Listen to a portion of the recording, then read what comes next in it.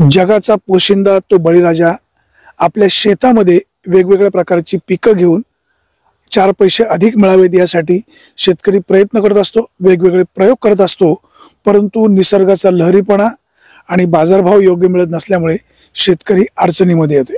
आता आपण पाहतोय येडगावच्या या जोरेमाळ्यामध्ये अतिशय चांगल्या पद्धतीनं टोमॅटो पिकवलेले आहेत, परंतु बाजारभाव नसल्यामुळे हा लाखो रुपयाचा खर्च अक्षरशः पाण्यामध्ये जातोय. सध्या टोमॅटोला अवघा 10 रुपये बाजारभाव मिळतोय. टोमॅटो तोडणी करणे, त्याची मार्केटपर्यंत वाहतूक करणे, हा सगळा खर्च शेतकऱ्याच्या डोक्यावरनं जातोय.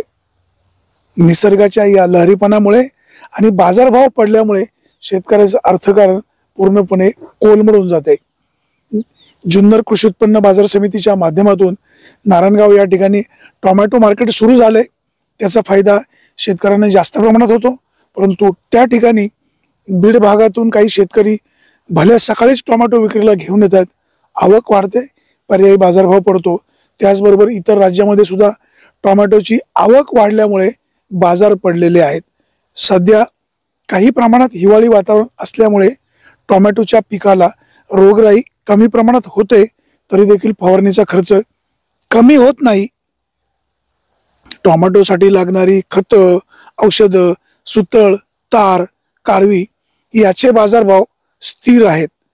एवढंच नाही तर त्याचे बाजारभाव वाढलेत, परंतु कमी झालेले नाही. आज शेतकरी प्रचंड अडचणीमध्ये आहे.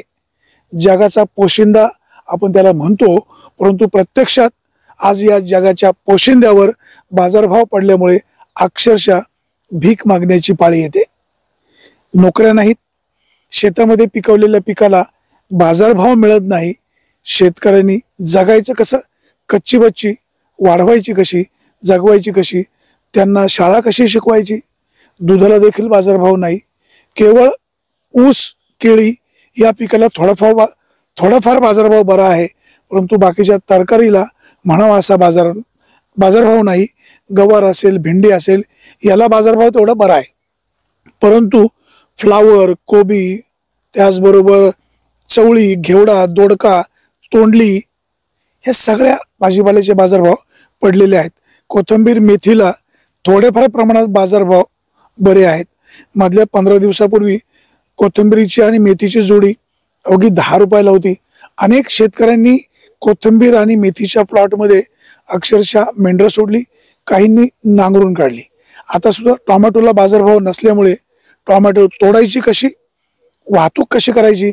आणि जर 10 रुपये किलो टोमॅटो जात असतील, 100 रुपयाला 22 किलोचं क्रेट जात असेल, म्हणजे 8 ते 10 रुपये बाजारभाव मिळत असेल, तर शेतकऱ्यांनी करायचं काय. मायबाप सरकार शेतकऱ्यांसाठी शाश्वत बाजारभाव मिळवून देईल अशी अपेक्षा. आता टोमॅटो हे नाशिवंत पीक आहे, परंतु याच्यावर प्रक्रिया करणारा जर काही उद्योग उभा केला किंवा केचप सारखा प्रकल्प निर्माण केला किंवा टोमॅटोसाठी काही शीतगृहाचा प्रयोग होऊ शकतो का, हे सुद्धा पाहणं गरजेचं आहे. भविष्य काळामध्ये सरकार या संदर्भामध्ये गांभीर्याने काही उपाययोजना करील अशी अपेक्षा आहे.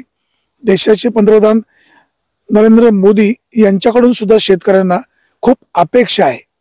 राज्य सरकार, केंद्र सरकार गांभीर्याने या विषयावर काही मार्ग काढील अशी अपेक्षा.